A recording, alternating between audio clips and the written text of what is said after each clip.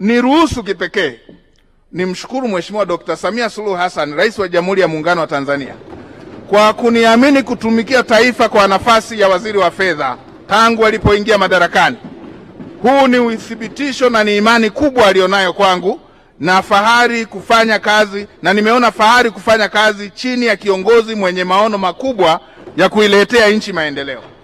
Mheshimiwa Rais sio tu amenipa fahari ya kufanya kazi chini yake, bali ameiandika historia ya kipekee kwa Wanyiramba, Wasukuma na Wanyaturu wa Singida kwa kuwa na Mnyiramba wa kwanza kusaini kwenye noti ya nchi. Mheshimiwa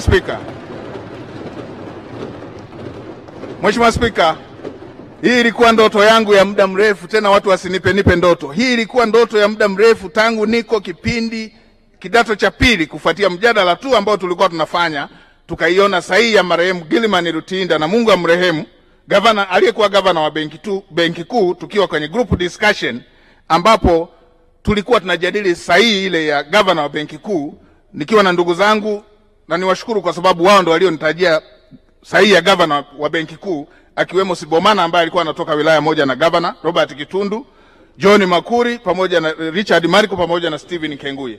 Wengine walionihakikishia kuwa inawezekana kwa mtu kusaini kwenye noti ya nchi. Mheshimiwa Spika, namshukuru Dr. Samia ameikamilisha ndoto hiyo. Naamini nimeifanya kazi hii kwa uaminifu mkubwa, na kazi hii nimeifanya kwa weledi wote, na kazi hii nimeifanya kwa nguvu zangu zote, nikitekeleza ipasavyo miongozo ya Mheshimiwa Rais.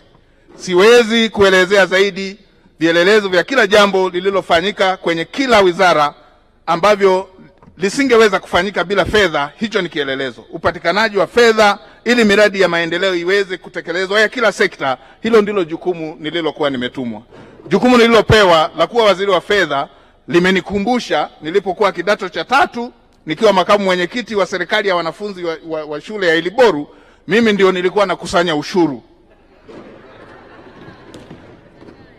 Nilikuwa nikikusanya ushuru napeleka kwa wale wanaofanyia biashara shuleni, napeleka kwa mwalimu wa malezi.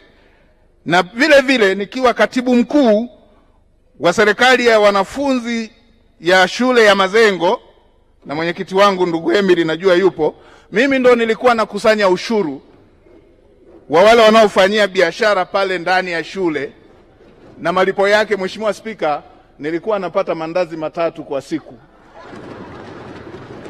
Kazi hizo nilizifanya kwa uaminifu, Mheshimiwa Spika, na fedha hizo nilikuwa nawasilisha kila mwisho wa mwezi kwa mwalimu wa malezi. Mheshimiwa Spika, nimetambua hakika ukimtanguliza Mungu, uaminifu, weledi na bidii ni msingi wa ufanisi katika utumishi. Nitoe rai kwa atakayeteuliwa kushika nafasi baada yangu na watumishi wote wa umma kujitahidi kujinyenyekeza, kumtanguliza Mungu katika majukumu yetu, tusimamie imara maslahi ya taifa letu, haki za wananchi hasa wanyonge, tushinde vishawishi vya rushwa, tuzingatie sheria, kanuni na taratibu zinazoongoza utumishi wa umma.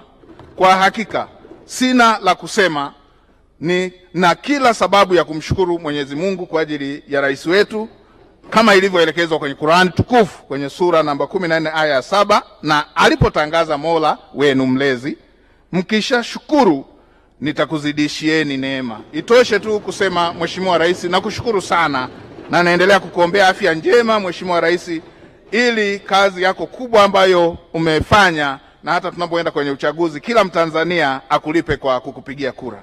Mheshimiwa Spika, nitumie fursa hii kuwashukuru wananchi wa jimbo langu la Iramba Magharibi. Ndio nipa nafasi ya kuwa mbunge wao. Nimefanya kazi nao pamoja, ninaamini kwamba sijawaangusha na wataendelea kunichagua. Napenda kuahidi kuwa nitaendelea kushirikiana nao katika kuliletea maendeleo jimbo letu la Iramba Magharibi.